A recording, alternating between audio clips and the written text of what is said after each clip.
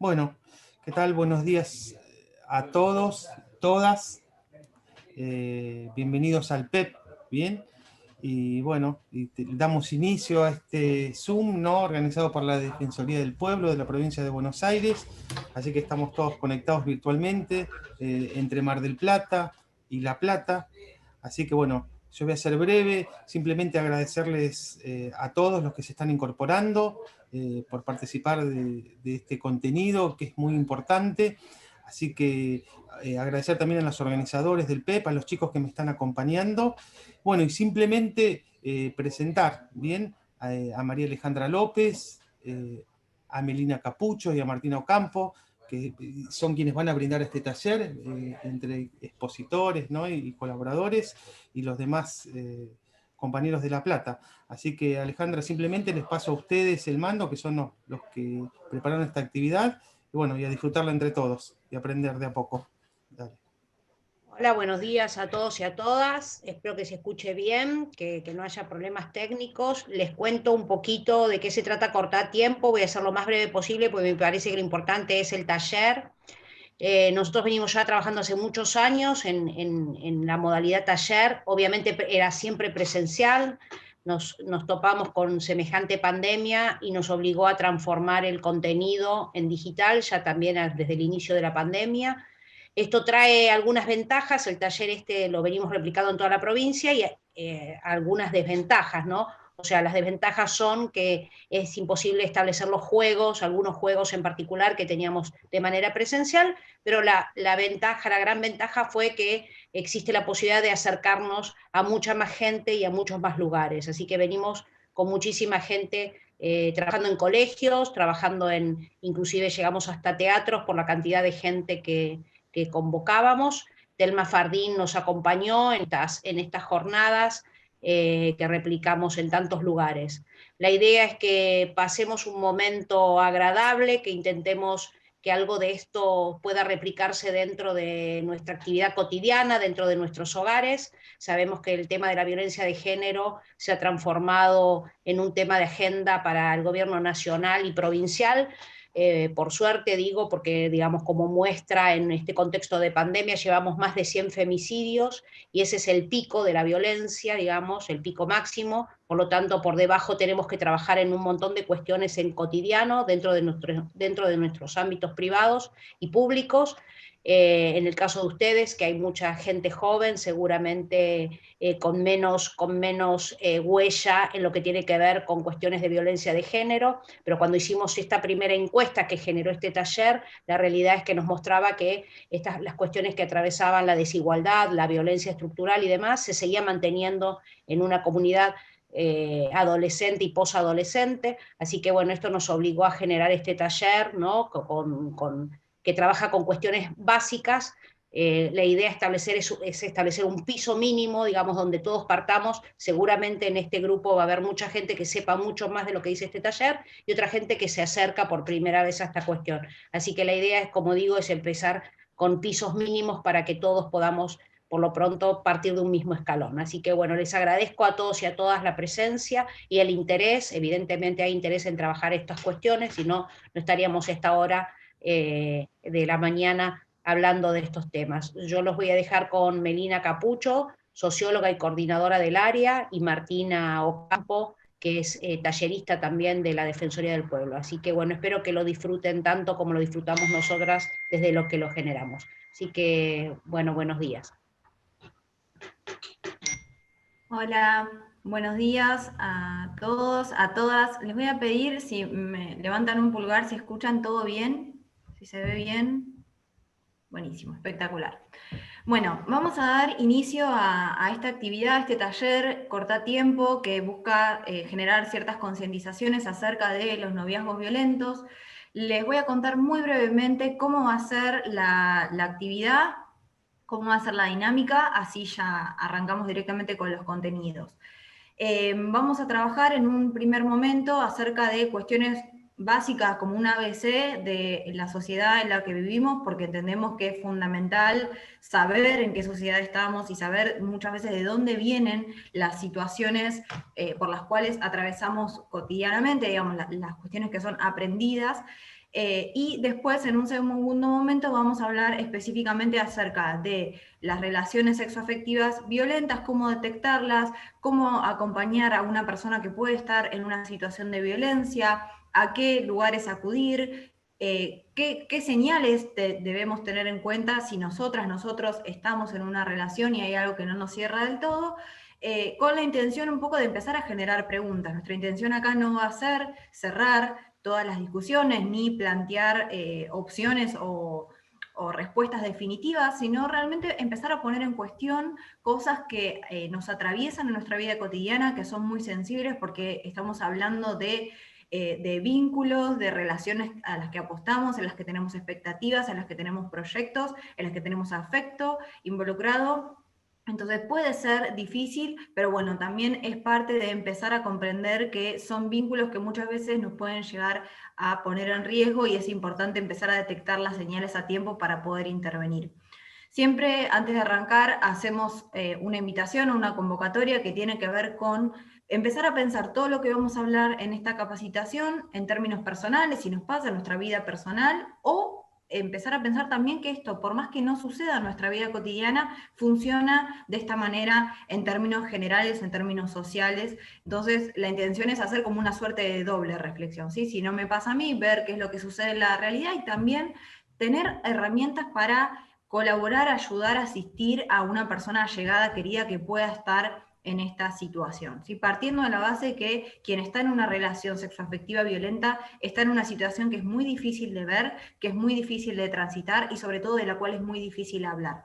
Así que la intención durante toda esta jornada va a ser un poco aportar elementos para empezar a desandar estas cuestiones que fuimos aprendiendo. Todo lo que vamos a trabajar el día de hoy está basado en la teoría de género y en datos estadísticos oficiales. ¿Sí? No vamos a hablar ni desde la opinión de Martina, ni de la opinión mía, ni la opinión de Alejandra, sino que va a estar todo sustentado, lo van a poder chequear en cualquier lado, así que bueno, la intención es poder pasar este rato que tenemos para compartir de la manera más amigable posible. Tienen el chat habilitado para hacer cualquier tipo de consulta, obviamente siempre en el marco del respeto.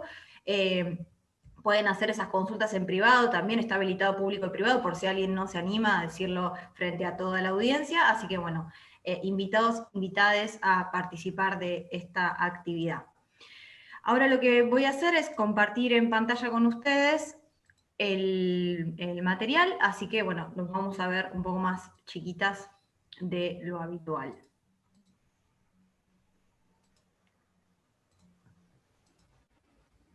También les voy a pedir que, aunque sean las poquitas caras que vemos, me indiquen si lo ven bien. ¿Se ve bien? Sí. Buenísimo.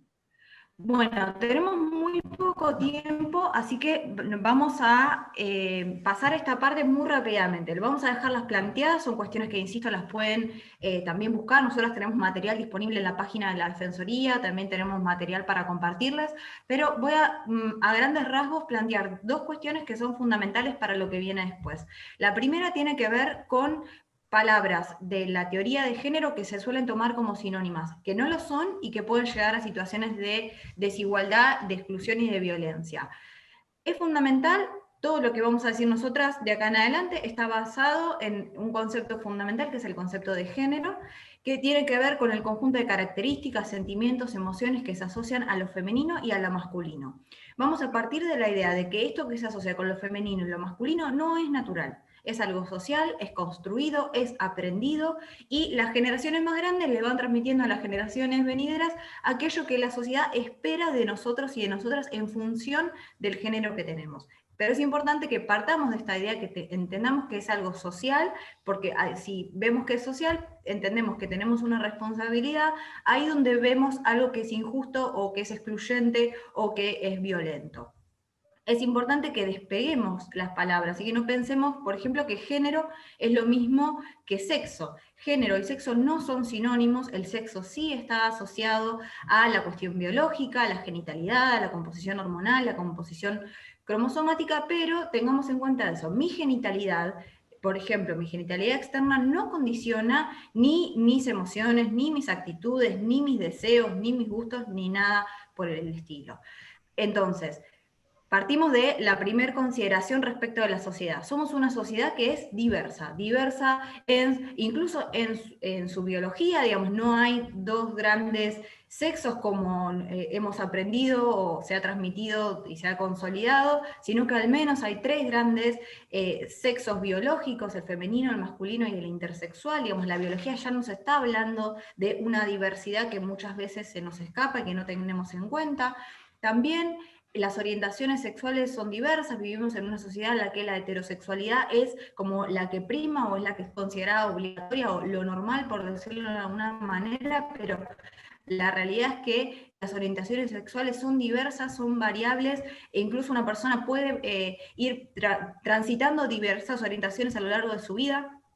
Las expresiones de género que tienen que ver con cómo nos mostramos hacia afuera, cómo nos movemos, cómo nos vestimos, cómo gesticulamos, cómo nos peinamos o no, o lo que sea, también son diversas, y lo mismo con las identidades. ¿Sí? Existen a grandes rasgos dos grandes grupos, las personas cisgénero y las personas transgénero, que nos están hablando acerca de cómo vivimos internamente la cuestión de género. ¿Sí? Puede ser que nosotros tengamos un sexo biológico asignado al nacer, que nos reconozcamos con ese sexo biológico, que nuestra identidad se corresponda, por lo tanto somos personas cisgénero, o que eso no sea de esa manera, ¿no? Entonces, si nuestro género y nuestro sexo biológico no coinciden, podemos decir que estamos hablando de las personas que son transgénero.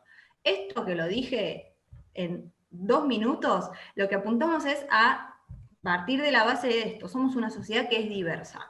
Negar esa diversidad o tratar de encasillar esa diversidad o moverla hacia los lugares donde nos resulta más cómodo, lo único que hace es generar situaciones de exclusión y de violencia. Como sociedad debemos avanzar, como sociedad democrática que somos además, debemos avanzar hacia los mayores niveles de inclusión, de derechos y de acceso a igualdad y oportunidades. Esto como punto de partida para la segunda parte que nos parece importante, que tiene que ver con cómo somos en nuestra sociedad, cómo se ordena, en qué tipo de sociedad vivimos. Esto que parece muy teórico, que no tiene nada que ver con un taller sobre noviazgos violentos, para nosotras es fundamental, porque nosotras vamos a vivir, vamos a transitar nuestras relaciones, vamos a transitar nuestros vínculos en esta sociedad en particular y no en otra. ¿Sí? Así como no es lo mismo ser un hombre o ser una mujer en la sociedad argentina en el siglo XXI que hace 2 siglos atrás, tampoco es lo mismo atravesar un vínculo sexoafectivo o proyectar una relación dentro de una sociedad determinada o en otro tipo de sociedades. La sociedad en la que vivimos tiene estas 3 características que están viendo ahí en pantallas. Una sociedad que es androcéntrica, que es binaria, que es patriarcal. Esto nos sirve para pensar cómo se distribuye el poder. Vivimos en una sociedad que está pensada a partir de entender al hombre, al sujeto masculino, como superior y como sujeto universal. También vivimos en una sociedad que nos va encasillando en celdas o categorías en las cuales tenemos que encajar sí o sí para poder pertenecer. Todo lo que estoy diciendo no son cuestiones con las que estemos de acuerdo, sino son cuestiones que operan de esta manera en la realidad y que es importante que las tengamos en cuenta. Sobre todo, por ejemplo, si somos personas adultas y estamos tratando de que las personas encajen en estas categorías. Las generaciones más jóvenes siempre nos están corriendo, siempre están buscando romper con estas casillas, pero como sociedad tenemos que entender que esto sigue operando y por lo tanto debemos seguir trabajando para que esto de alguna manera termine de requebrajarse y de romperse, ¿no? ¿Por qué decimos que es una sociedad binaria? Porque cada persona que quiere pertenecer a esta sociedad tiene que encajar sí o sí en alguna de las 2 grandes categorías, que puede ser hombre, mujer, blanco, negro, rico, pobre. Pero como les decía al principio, no somos una sociedad que pueda ser encasillada, somos una sociedad que es diversa y tenemos que entendernos y convivir en esa diversidad. Pero, digamos, lo que hace nuestra sociedad es no solamente tratar de encasillarnos, sino también nos ordena jerárquicamente. Nos ordena jerárquicamente en términos de acceso a derechos. Nosotros, siempre que hablemos durante toda la actividad acerca de las personas que tienen más poder, nos referimos a quienes tienen más acceso real a derechos. Y en la sociedad en la que vivimos hay un sujeto, que es el hombre blanco, cis, heterosexual, que es el que tiene más acceso real a derechos. Esto es importante que lo tengamos en cuenta para lo que viene después, porque es lo que nos va a permitir entender algunas cuestiones o algunos sentimientos, algunas emociones o algunas prácticas que tienen que ver con los vínculos sexoafectivos. Si nosotros partimos de la base que el género es una cuestión aprendida, que vivimos en una sociedad que nos trata de encasillar permanentemente y que no todas las personas tenemos el mismo acceso real a derechos, podemos empezar a pensar las relaciones sexoafectivas desde otro lugar, o al menos empezar a poner en cuestión por qué, por ejemplo, existen roles, existen actitudes que se le habilitan o no se le habilitan a ciertas personas y a otras no, porque existen ciertos cuestionamientos en el marco de las relaciones de pareja, e incluso, como siempre decimos, ¿por qué existe la idea de que estar en pareja es algo que tiene que ser así y que es un proyecto de vida que todas las personas tenemos que desear? Así que bueno, habiendo hecho muy rápidamente esta introducción, pasamos entonces a seguir trabajando sobre dónde construimos nuestras relaciones. Hola a todos y todas, yo soy Martina. Antes de arrancar con estereotipos quería hacer un comentario, no te quise interrumpir, Meli, pero a propósito del chat que está abierto, ¿no? Y que todos y todas podemos participar, quiero reforzar la idea de que la diferencia entre género y sexo no es una opinión nuestra, y no solamente tiene que ver con la teoría de género. Vivimos en un país cuyas leyes reconocen que las personas tenemos derecho a construir nuestra identidad de género, como es la ley de identidad de género, o por ejemplo la ley de matrimonio igualitario, que dice que cualquier persona se puede casar con cualquier persona, digamos, siempre que sean mayores de edad, ¿no? Entonces me parece que está bueno que tengamos en cuenta que nosotras somos agentes del Estado y no estamos dando una opinión. La diferencia entre género y sexo es reconocida por nuestro país y por los estándares internacionales hace ya varios años. Así que bueno, partimos de esa base para pensar, después podemos estar de acuerdo o no con otras cosas, pero en principio eso, digamos, es un hecho de la realidad. Vamos entonces a hablar un poco de esta identidad de género, ¿no? Que se construye en torno a estereotipos. Como decía Meli, nuestra sociedad es binaria y ese binarismo se construye en torno a modelos que se nos presentan como la forma correcta de ser varón y la forma correcta de ser mujer. Acá vemos algunas características de esta sociedad binaria que nos ordenan pares opuestos y de alguna manera nos dice que ser mujer de alguna forma es no ser varón o ser varón de alguna forma es no ser mujer.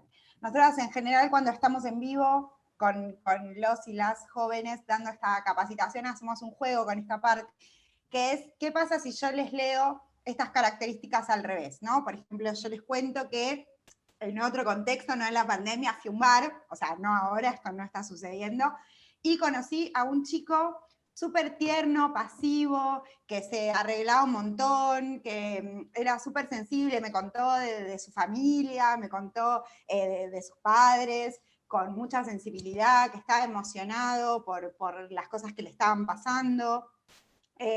Después me pidió que lo acompañara a la casa porque tenía miedo de irse solo, y bueno, cuando yo quise entrar a la casa como para avanzar un poco, me dijo, no, bueno, recién nos estamos conociendo, otro día te llamo, ¿no? Como que me dio la sensación de que era medio reprimido.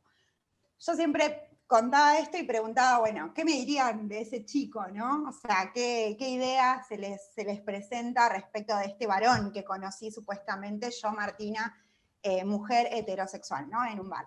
Muchos contestaban que no existe, otros contestaban que era gay, ¿no? Como las dos grandes respuestas que aparecían en general en el público. Y esto tiene que ver con que este patriarcado, este androcentrismo del que hablaba Meli, no solamente nos plantea a las mujeres cómo debemos ser, o sea, por ejemplo, pasivas, miedosas y reprimidas sexuales, como por dar un ejemplo, sino también que plantea cómo todos y todas tenemos que ser, ¿no? Estos estereotipos están atravesando a la sociedad entera y de alguna forma condicionan los deseos y expresiones de todos y todas. Y si bien en los estudios de género y en el feminismo se comenzó por una cuestión de prioridad, ¿no? Con habilitar a las mujeres para que participen en política, para que participen en la vida profesional, para que puedan manifestar su deseo sexual o sus deseos en general de manera libre, hoy se está repensando esta cuestión también desde los feminismos de, bueno, en realidad el patriarcado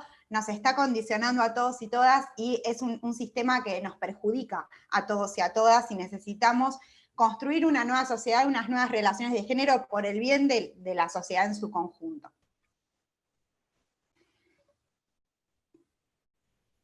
En este marco nos parece interesante que podamos charlar de uno de estos estereotipos, que es el de la masculinidad hegemónica. Probablemente en el último tiempo hayan escuchado nombrar la masculinidad hegemónica, es una discusión que se está empezando a dar ahora, o al menos el concepto de masculinidades, ¿no? Como decía Melina, la sociedad patriarcal nos ordena jerárquicamente, en el vértice de la pirámide está el varón blanco, cis, heterosexual, y debajo de ese varón están todas las otras formas de ser varón, ¿no? Porque hay muchas maneras de ser varón, hay muchas masculinidades, pero hay una que es la predominante en determinado momento histórico, ¿sí? Hay una que se impone, se legitima y se reproduce como obligatoria, y por lo tanto condiciona y pone un costo a otras formas de ser varón.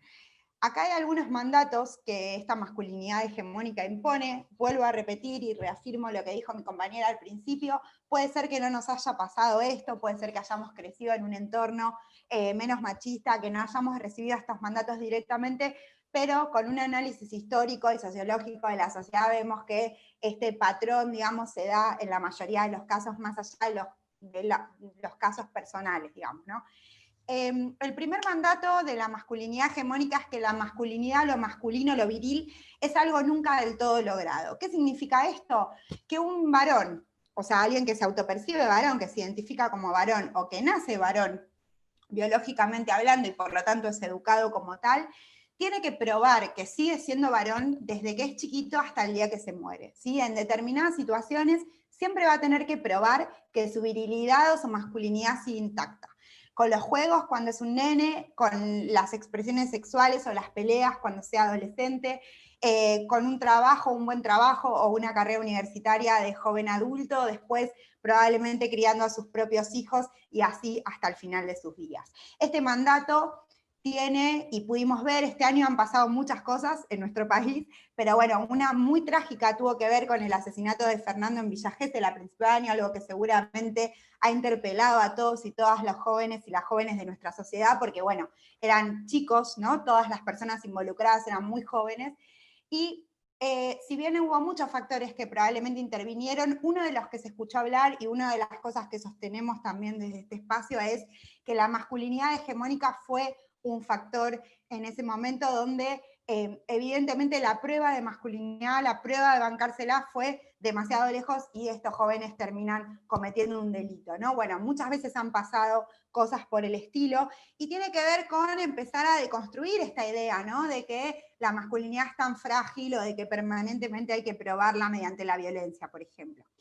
Que nos lleva a otro mandato que dice que los varones sí o sí tienen que mostrar mucho deseo sexual hacia las mujeres, principalmente. Bueno, también en esta idea de que el hombre no puede controlar sus impulsos sexuales o de que siempre está deseando sexualmente una mujer, también se basan muchos delitos de acoso sexual, que por suerte hoy en día están siendo mucho más revisados, no solamente mediante la justicia, sino también mediante el control social, ¿no? Pudiendo empezar a ver, no sé, situaciones que cuando yo era adolescente eran muy comunes y eran muy feas para las chicas, hoy se están empezando a ver de otra manera y por lo menos hay como una mirada social que dice, bueno, no, esto es acoso, esto no puede ser que, digamos, si las mujeres podemos también tenemos deseo sexual y no estamos todo el tiempo acosando a nadie, bueno, evidentemente es importante que entendamos que esto no es natural, ¿sí? Que es algo que nos enseñaron y que aprendimos y lo podemos cambiar, por lo tanto, ¿no? Al ser histórico. Y por último, obviamente hay muchos más mandatos, ¿no? Nosotras elegimos 3, capaz los más resonantes de esta masculinidad, que tiene que ver con manifestar homofobia y misoginia permanentemente, ¿no? Ridiculizar y reírse de lo femenino y de lo homosexual. Todos y todas aquí, yo no los puedo ver a todos y todas ahora, pero seguramente somos hinchas de algún equipo, de algún deporte, o hemos ido a la cancha, o hemos ido a cualquier situación política, de cánticos, lo que sea, hemos escuchado cómo se utilizan elementos que tienen que ver con el deseo sexual y el placer sexual de mujeres y personas homosexuales para ridiculizar o insultar al adversario, ¿no? O a la adversaria. Bueno, esto tiene que ver con reforzar permanentemente mediante estos insultos que son inconscientes estos roles de género que nos ubican a las mujeres y a las personas no binarias y disidentes en un lugar inferior dentro de esta pirámide patriarcal de la sociedad.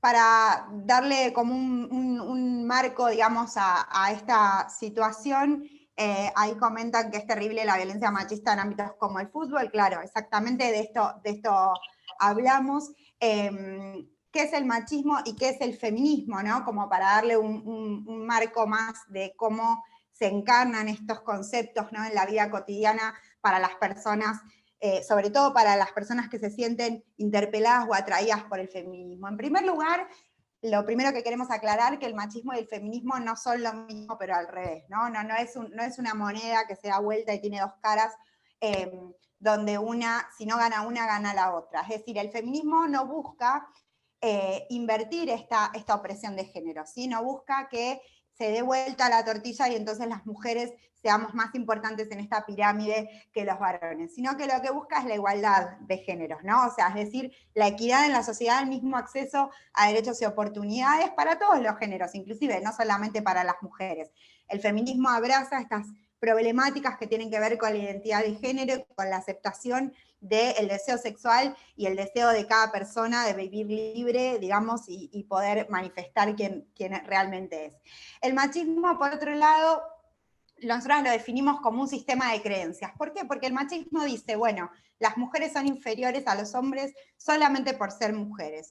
¿En qué se basa eso? Digamos, no se basa en algo estadístico, no se basa en la ciencia, no se basa en datos de la realidad, sino en una creencia, ¿no? En una cuestión de ordenar por valores a las personas, ¿no? Y se va reproduciendo de generación en generación, se va transmitiendo a través de comentarios descalificatorios, a través de estas cosas que veníamos hablando de los mandatos también de la masculinidad, y se reproduce así también en instituciones y en lugares que son de enseñanza, ¿no? Como las escuelas, como los clubes, cosas que venían comentando acá, la práctica deportiva y demás. Entonces, el feminismo nos parece importante recalcar, más allá de la decisión de cada uno, de cada una, de si se suma a una movilización o no, si se pone un pañuelo o no, si va a un partido político o a una agrupación o no, el feminismo en principio siempre va a buscar la equidad entre los géneros y no imponer, digamos, un orden jerárquico entre las personas basada en su género. Bien, para entrar ya más en el marco de lo que son los vínculos, ahí justo están comentando sobre eso, vamos a repasar, para entrar al tema puntualmente de la violencia de género, cuáles son algunos de los mitos del amor romántico. Probablemente han escuchado hablar, voy rapidísimo, pero porque tenemos poco tiempo, pero pueden mandar preguntas también por el chat, sobre los vínculos, digamos, y cómo la violencia de género aparece, ¿no?, en las relaciones interpersonales más íntimas que tenemos. Acá no vamos a verlos todos porque justamente no hay tiempo, pero les aparecen algunos de estos mitos del amor romántico. El amor romántico básicamente es esta idea del amor que ha construido la sociedad patriarcal, en la cual estas relaciones entre dos personas que se eligen, que se gustan, que se desean, son de dependencia, ¿no? En vez de ser relaciones libres, relaciones donde se construye una confianza mutua, un intercambio, digamos, de ideas y de proyectos, se construyen relaciones basadas en los celos, en la desconfianza, en la dependencia. Y algunos de estos mitos que suelen aparecer son, por ejemplo, que la otra persona es mi media naranja, que parece un dicho medio antiguo, pero todavía está presente, que tiene que ver con que no somos personas completas, supuestamente, ¿no? Entonces hay alguien que llega y me completa. Bueno, en verdad esto no es cierto, ¿no? Todos y todas somos personas completas y a lo sumo elegimos transitar el camino o determinado momento de nuestra vida con alguien más. Y otro mito que es muy, muy dañino, es el último que voy a nombrar y después seguimos, es quien bien te quiere te hará sufrir, ¿no? Esta idea desde que somos chiquitos, yo me acuerdo que yo iba a la escuela y volvía y le decía a mi mamá, fulanito me pegó en la clase o me tiró del pelo, y mi mamá me decía, es porque gusta de vos, ¿no? Esta idea de, bueno, quien te quiere, quien gusta de vos, te va a hacer algo violento para llamarte la atención, ¿no? Como estamos muy formateados y formateadas a creer en esta idea de que el amor duele y el amor hace sufrir, y bueno, la idea es que podamos empezar a sacarnos estas ideas y a vivir el amor como algo placentero y disfrutable y libre, y no como este tipo de vínculos tan dependientes. por último, y le paso la palabra a mi compañera, la violencia de género, que ella va a explicar ahora cómo específicamente se dan los vínculos, tiene muchas expresiones. Quizás la que más vemos en los diarios, en la tele, o la que más resalta es esta parte de arriba del iceberg. Vieron que el iceberg tiene una parte de abajo que es como más grande y no la vemos, y una parte más chiquita que es la que vemos.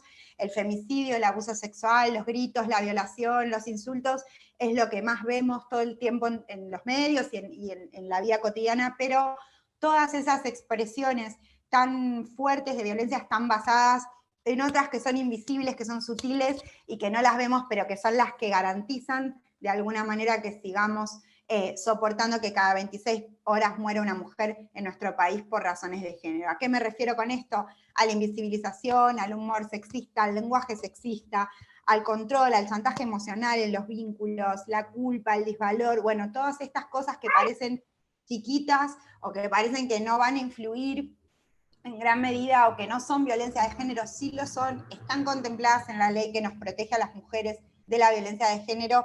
Y bueno, es importante que empecemos a revisar estas prácticas más sutiles y más naturalizadas para poder cambiar de una vez esta realidad que es tan violenta hacia las mujeres y personas feminizadas. Bueno, habiendo dicho todo esto, sobre todo, digo, tengamos muy en mente lo que comentó Martina recién sobre las formas de la violencia. Pasamos a primero ver cómo funciona la violencia de género aplicable al marco de la pareja y después qué podemos hacer. La particularidad que tiene la violencia de género es que es una violencia de tipo circular. Partamos de una base, ¿no? La persona que es violenta no es violenta 24/7, y eso es una clave importante porque es lo que hace más confuso, lo que hace más difícil salir de esa situación, lo que hace más invisible estas formas de la violencia. La violencia de género entonces es circular y tiene 3 momentos, que está bueno que los tengamos en la cabeza para tratar de ver si alguna vez nos pasó o tratar de identificarlos. El primer momento es en el que se va elaborando la tensión, digamos, una situación, un hecho, algo, cualquier cosa, que vaya como poniendo la situación, el vínculo tenso, ¿no? Que haya viendo como ruido, malestares, malas caras, lo que sea. El segundo momento es en el cual esa violencia se expone, esa agresión se expone. Lo más común es pensar que esa agresión es un golpe, pero la realidad es que tenemos que empezar a pensar las otras formas de la violencia y la agresión también como este segundo momento, ¿sí? Yo, por ejemplo, estoy en una cena, un almuerzo, en lo que sea, no en este contexto, obviamente, pero supongamos que estuvimos, ¿no? En una situación con amigos, con amigas, y mi pareja me descalifica frente a todas mis amistades, o cuestiona mis actividades, o esto, ¿no? Me pone en un lugar incómodo frente a otras personas. Eso también es una forma de agresión, ¿sí? No es necesario que esté la expresión física de la violencia para que yo sienta que eso no está bien. Entonces, se expone esa violencia, esa agresión, y después, y este momento es clave, hay un tercer momento que se conoce como calma, reconciliación o luna de miel. Básicamente, este momento es el perdóname, no lo voy a volver a hacer, estaba tenso porque me fue mal en la escuela, porque no me pusieron el domingo en el partido, porque mi vieja me estaba molestando porque no hago algo en la casa, no lo voy a volver a hacer, es la primera vez que me pasa, etc. Ese tercer momento es el que hace que en general pongamos en duda a ver si realmente fue tan así o no fue tan así, que en realidad, bueno, está bien, va a cambiar, y que terminemos como de alguna manera volviendo a apostar por esa situación o por esa relación, esperando que eso realmente no vuelva a pasar. Es importante que tengamos en cuenta esto porque este círculo, cuanto más acelerado es, más en riesgo puede llegar a ponernos esa situación. Digamos, no hay un periodo específico, no es que, bueno, esto pasa en un mes. Pero sí están estos 3 momentos, y si yo siento que, siempre usamos algunas frases como para detectarlo, ¿no? Si siento que todo es para problema, si siento que ya no puedo hacer nada, que cualquier cosa molesta, bueno, ahí puedo estar en un círculo acelerado de violencia. Esto es para tenerlo en cuenta, para tener como algunos tips de alarma y llamarnos la atención sobre el propio vínculo en el que estamos, ¿sí? Y tener en cuenta esto, ese momento de pedido de disculpas, de no va a pasar más, también forma parte de ese ciclo o de ese círculo. Ahí en el chat hace un ratito preguntaban como, bueno, ¿qué podemos hacer? Y ahora vamos a ahondar un poco sobre eso, pero nos parece importante tener en cuenta que este ciclo, este círculo, cuando uno está dentro de la relación es muy difícil de ver. ¿Sí? Pensemos que estamos hablando de una relación sexoafectiva, donde nosotros ponemos un montón de expectativas, de deseos, y la otra persona del otro lado nos está diciendo que nos quiere, que no lo va a volver a hacer. Y bueno, obviamente eso genera ciertas confusiones, cierta dificultad para primero verlo y después salir. Desde afuera esto puede parecer muy obvio también, eso tengámoslo en cuenta, ¿sí? Pero no necesariamente porque a mí desde afuera me parezca obvio, la persona que está dentro de esta relación violenta lo puede ver con esa facilidad. Entonces, ¿cómo podemos intervenir frente a una situación de violencia cuando les pasa a otra persona, ¿no? Cuando alguien cercano está en una situación así? Vamos a dividirlo como en dos grandes bloques. Este primer gran bloque tiene que ver con qué podemos hacer como simples mortales, ¿sí? Como amigo, amiga, conocido de esa persona que de alguna manera acude o nos expresa que puede llegar a estar en una situación de violencia. Primero, no esperar que lo definan estos términos, ¿sí? Es probable que haya un relato de una situación o de una experiencia, de una sensación de su relación, pero no, hola, ¿cómo estás? Mirá, estoy en una situación de violencia de género, porque no se identifican muchas veces con estas palabras. Es importante el acompañamiento y la escucha. La escucha, siempre decimos, tiene que ser una escucha atenta, una escucha que no juzgue, que no diga lo que tiene que hacer la otra persona, que no cuestione lo que hace o lo que deja de hacer. Que escuchen, ¿sí? Escuchar no es hablar, es efectivamente ponernos a disposición de la otra persona, que la otra persona sienta que puede tener en nosotros y en nosotras un espacio donde charlar sobre esto sin ser cuestionada. Pensemos que gran parte de la violencia de género tiene que ver con tratar de poner en cuestión de debilitar la subjetividad o las emociones de la otra persona. Esa persona no necesita a alguien más que cuestione sus gustos, sus actitudes, sus acciones, sino realmente a alguien que la escuche y que esté ahí para acompañarla. Por otro lado, compartir tiempo. Ahí una compañera de ustedes, una persona que está en la sala, preguntaba cómo hacer. Bueno, muchas veces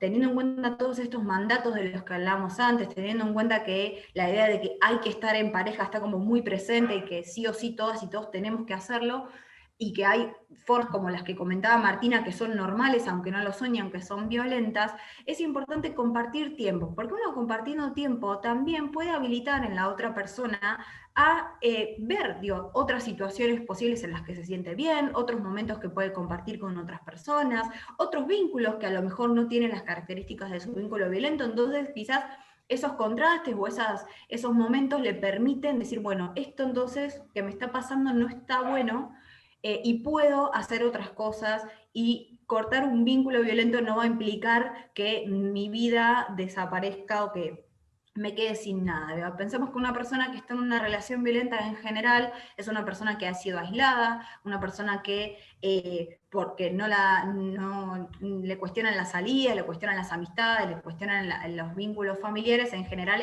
suele estar sola, o siempre preguntamos, ¿no? Si les ha pasado de algún amigo o alguna amiga que de repente se puso en pareja y se borró. Cuando uno está en pareja y quizás lo único que hace es estar con su pareja, no necesariamente lo hace porque está feliz, sino porque puede ser que haya una situación de violencia detrás.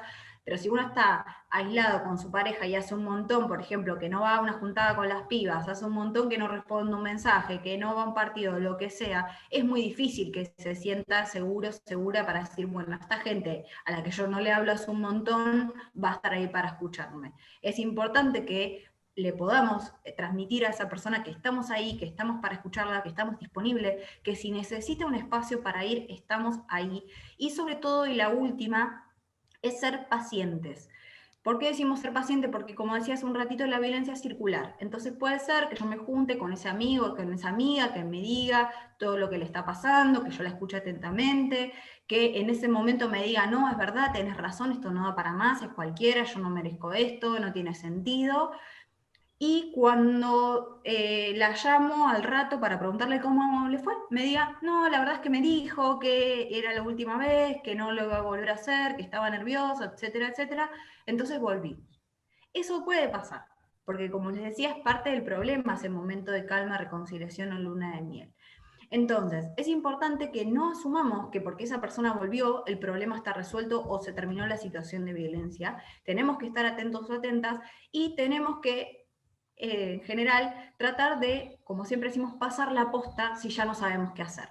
Es fundamental que la persona que está en la situación de violencia no reciba de nuestra parte el agotamiento, el hartazgo, el mirá, yo ya no sé más qué decirte porque la verdad me tenés harta, etcétera, sino que eso se lo transmitamos a otra persona y que esa otra persona, que a lo mejor no está tan cansada, no ha escuchado tanto el relato, pueda acompañar y pueda estar atento o atenta a esa situación. Es fundamental que ese canal de diálogo no se corte. Si no podemos sostenerla nosotras, pasarlo, pero que no se corte porque la persona puede terminar cada vez más aislada y ese aislamiento puede suponer una situación de violencia aún mayor. ¿Sí? Sobre todo cuando la persona intenta salir y no puede, también puede acrecentarse. Entonces es fundamental esto, digamos, tener en cuenta que son cosas muy sencillas las que estamos diciendo, y que cuando uno está pensando, por ejemplo, en una amiga, es obvio que estás ahí, que sabes que la otra persona te puede llamar, pero del otro lado muchas veces eso no se considera así, es importante recalcarlo y bueno, también esto, ¿no? Ser muy pacientes, tener en cuenta que esa persona, y esto hay que grabarlo a fuego, ninguna persona está en una situación de violencia porque quiere, porque le gusta, sino porque no sabe, no puede salir de esa situación.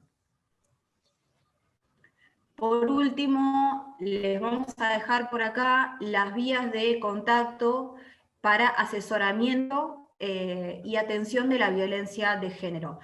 Tengamos en cuenta varias cosas. Primero, que tenemos que detectar lo que son los canales de acompañamiento y los canales de atención de la emergencia, ¿sí? Si yo veo, presencio o escucho una situación de riesgo físico, por ejemplo, inminente, llama a la línea 911, que es el que tiene que acudir a poner a resguardo a esa persona. La línea 144 es una línea de asesoramiento, de derivación, de acompañamiento de las situaciones de violencia, a la cual se puede comunicar tanto la persona que es víctima como la persona que conoce esa situación. Siempre tengamos en cuenta esto, lo importante es el resguardo físico y la evaluación del riesgo. La evaluación del riesgo la tienen que hacer personas que están especializadas en eso, ¿sí? Salvo que, insisto, estoy escuchando del otro lado de la medianera de mi casa que hay una situación de gritos o veo en un espacio físico o una situación así. Hay personas especializadas que están en la línea 144 para esto. El marco de la pandemia lo que hizo fue ampliar la cantidad de canales para asesoramiento, ¿sí? Se habilitaron líneas de WhatsApp, se habilitaron líneas de Telegram, se habilitaron líneas directas a través de Facebook y se habilitó también lo que es la campaña del barbijo rojo, que es que cualquier persona puede comunicarse con una farmacia o ir a una farmacia, si está en una situación de violencia de género, pedir un barbijo rojo, y esa es como una suerte de palabra clave que habilita los protocolos de actuación en casos de violencia de género. Digamos, no es que se va a ir con un barbijo rojo en la mano, sino que se van a contactar después desde la línea 144 para poder hacer ese seguimiento. Estos datos que les mostramos acá son a nivel nacional, funcionan las 24 horas del día y van a encontrar en la página web de la Defensoría del Pueblo todos los teléfonos de cada una de las localidades, obviamente incluyendo Mar del Plata, pero todos los dispositivos locales que hay para la atención de situaciones de violencia de género. Y por acá lo que van a ver son los números habilitados en la provincia de Buenos Aires. Es una misma línea que está habilitada para mensajes de WhatsApp y de Telegram, que es el 221-353-0500. Lo mismo, estas son líneas que están habilitadas las 24 horas del día. Siempre recomendamos que estas líneas, tanto las nacionales como las provinciales y locales, sean agendadas con nombres falsos, digamos, que no pongamos atención de violencia de género, sino que pongamos algún nombre inventado de una amiga, o algo que, si yo estoy en una situación de violencia, no genere mayores niveles de tensión. Y por último, queremos dejar algunos datos solamente para que los tengamos en la cabeza y para que entendamos o para que veamos por qué es fundamental tener instancias de capacitación sobre estos temas, porque es importante empezar a desandar todas las cuestiones que hemos aprendido y que de generación a generación seguimos transmitiendo respecto de los vínculos sexoafectivos. ¿Por qué mencionamos al final los números que alertan? Porque como les decía al principio, todo lo que dijimos está sustentado, en teoría está sustentado en datos oficiales. En nuestro país, cada 26,6 horas es asesinada una mujer por razones de género y vivimos en la provincia que más aporta al total nacional. Solamente en el año pasado, 102 mujeres fueron asesinadas por sus parejas o exparejas en la mayor parte de los casos. En la provincia de Buenos Aires, cada 4 días es asesinada una mujer por razones de género. El 60% de las mujeres que mueren en la provincia de Buenos Aires mueren por razones de género. El resto por causas naturales, por accidente de tránsito, por otras cuestiones, pero la mayor parte de las mujeres son asesinadas solamente por su condición de tales. También tengamos en cuenta que esto afecta a otras personas, como niños y niñas que quedan sin sus madres, ¿sí? Acá tenemos, para finalizar, los datos de la línea 144, que es este otro canal que les comentábamos que es de asesoramiento. Solamente en marzo de este año se recibieron 1.862 llamadas y el 99,8% de esas llamadas fueron realizadas por mujeres. La mayoría de esas mujeres, 8 de cada 10, identificaron al agresor como su pareja o su expareja, y esto no es un dato menor. Las personas que, tanto las que son identificadas como agresoras, como las que son mayoritariamente los victimarios en los femicidios, son personas que en algún momento le dijeron a esa persona que la querían.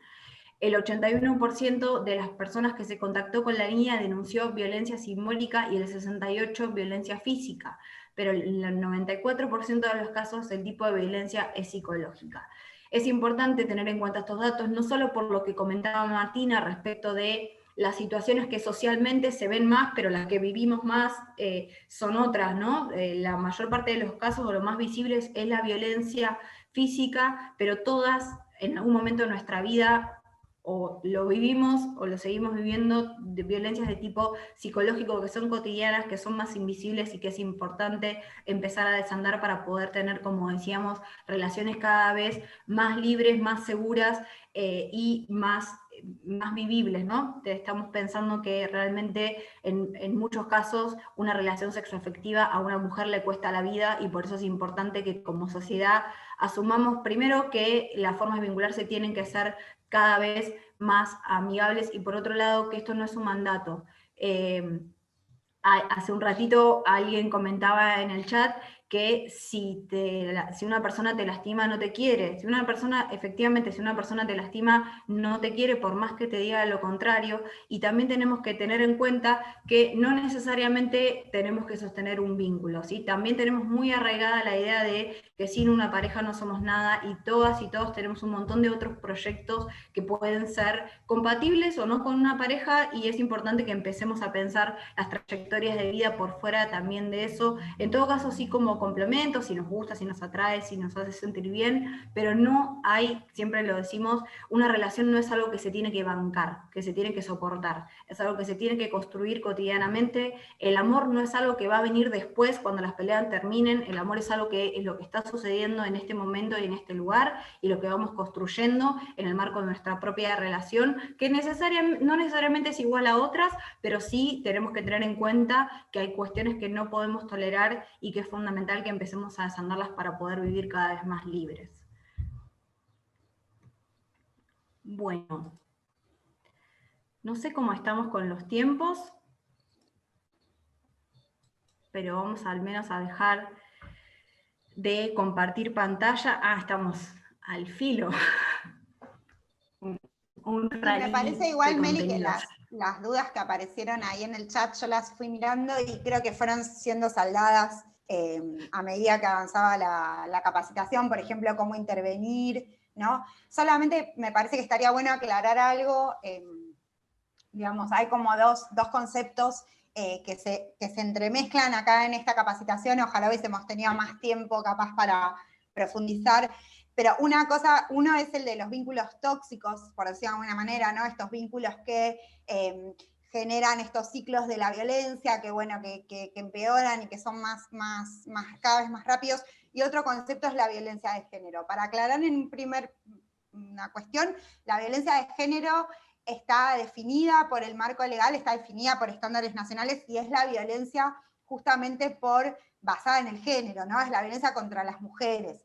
Es decir, no puede ser para cualquier lado en un vínculo, ¿sí? Hablamos de una relación de poder donde la mujer es una persona que tiene menos poder en esta sociedad, su cuerpo vale menos, su vida vale menos, sus derechos valen menos, es todo lo que explicamos en la primera parte, y por lo tanto está en una situación de mayor vulnerabilidad. Entonces la violencia de género es unidireccional, es la violencia sobre el cuerpo de la mujer, sobre la mente de la mujer, sobre la economía de la mujer, etcétera, etcétera. Por otra parte, obviamente, en los vínculos violentos, la violencia va y viene, ¿no? O sea, no estamos diciendo que en todos los vínculos violentos solamente ejerce violencia el varón. Lo que estamos diciendo es atención sobre los vínculos violentos, que hay alguien que corre más riesgo, claramente, y que está bueno salir, ¿no? Que está bueno pedir ayuda, obviamente en vínculos violentos donde las dos personas son tan jóvenes, nadie está diciendo que para siempre ese varón está listo, perdido, va a ser un violento. No, justamente la idea es empezar a poder buscar ayuda, a poder pensar en estas masculinidades, por eso está incluido el tema, porque todos y todas podemos cambiar, todos y todas podemos aprender a vivir estas relaciones más libres, y también a entender que no es natural, que no está bien, que no venimos así desde que nacemos en la opresión de la más débil, ¿no? De la persona que vemos más vulnerable, sino que la idea es empezar a encontrar la salida de esto. Y sí, obviamente hay relaciones que son tóxicas, que te la doy y te la devuelvo, etcétera, pero hay alguien que está en riesgo ahí, digamos, y eso es lo que queremos remarcar con la violencia de género en las relaciones violentas, justamente. Preguntaban por acá cómo formarse, digamos. Primero me parece importante destacar que sí, que tiene que ver con una formación específica hablar de estos temas. Por eso decíamos al principio que estamos hablando de teoría. Tenemos disponible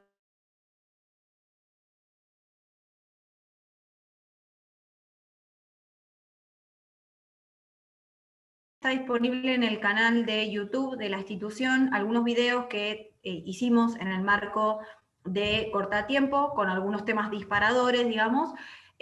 También hay un vivo que quedó colgado desde hace un año ya, el 14 de febrero del 19, si mal no recuerdo. Y hay mucho material disponible en internet. Nosotras, por ejemplo, pasamos en las capacitaciones presenciales, por si lo quieren buscar, una campaña muy interesante que se llama, ya me olvidé, bueno, le decimos La chica caminando, así que se me olvidó el nombre, Sin libertad no hay amor, perdón. La campaña Sin libertad no hay amor, que es una campaña española que tiene 2 relatos de un chico y una chica en el marco de una relación violenta, lo pueden buscar. También es muy interesante la campaña que hizo la Fundación Avon respecto, por ejemplo, de las situaciones de compartir imágenes sin consentimiento, de situaciones de violencia de género en distintas edades de la vida, porque esta capacitación está pensada para personas jóvenes, pero la relación violenta no es algo que empiece y termina en la adolescencia, sino que puede ser a lo largo de toda la vida, puede ser más de una vez, le puede pasar a cualquiera, por más formación y por más feminista que seamos, bueno, nos puede pasar. Así que, bueno, hay un montón de material. Sí, les dejamos eso disponible, ¿no? Todo lo que hay en la página web de la institución, los videos en el canal de YouTube y estas recomendaciones que las tienen también disponibles abiertas en internet. Ya tenemos que cerrar porque son y 23, así que desde ya la Defensoría está disponible. Agradecemos porque esta es la segunda vez que participamos con el programa Cortatiempo del Festival PEP. El año pasado estuvimos allá por Mar del Plata, cuando todavía podíamos movernos. Así que bueno, felicitamos también esta iniciativa de poder adaptarse a este momento, de poder no dejar pasar este punto de encuentro También sabemos que más que nadie los jóvenes y las jóvenes estos recursos los utilizan, así que bueno, felicitar a la organización y seguramente nos estaremos viendo, esperamos poder volver para allá. Yo soy de Mar del Plata, así que esperamos poder ir. Mar es fan de Mar del Plata, así que cuando podamos vamos a estar de nuevo por allá. Muchas gracias.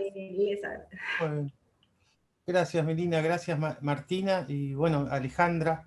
Sí, comparto plenamente. Yo un poco lo que aclaré, porque había un chico Matías, y esto lo quiero mencionar, viste que hablaba del tema del feminismo. Yo lo que planteaba en cierto modo es que, como bien dijeron ustedes, el tema de la igualdad sobre todo, ¿no? Pero que la realidad nos muestra, obviamente, que cada día hay las estadísticas, ¿no? Hay más femicidios. Un poco era para clarificar eso. Para direccionar bien la temática, es decir, obviamente que hay casos también de violencia inversa, pero los hechos, la realidad nos supera, ¿no? Y cada día hay más casos de femicidios, cada día hay más casos de denuncias de violencia y acentuada, ¿no? En esta situación de encierro, que eso también es otra cuestión. Pero bueno, simplemente agradecerles, porque fue excelente la charla. Aprendemos todos día a día, nos enseña a todos, creo, a ser mejores personas y más igualitarios, ¿no? Así que bueno, muchas gracias a los expositores. Acá, de ahí. Estás en la sombra.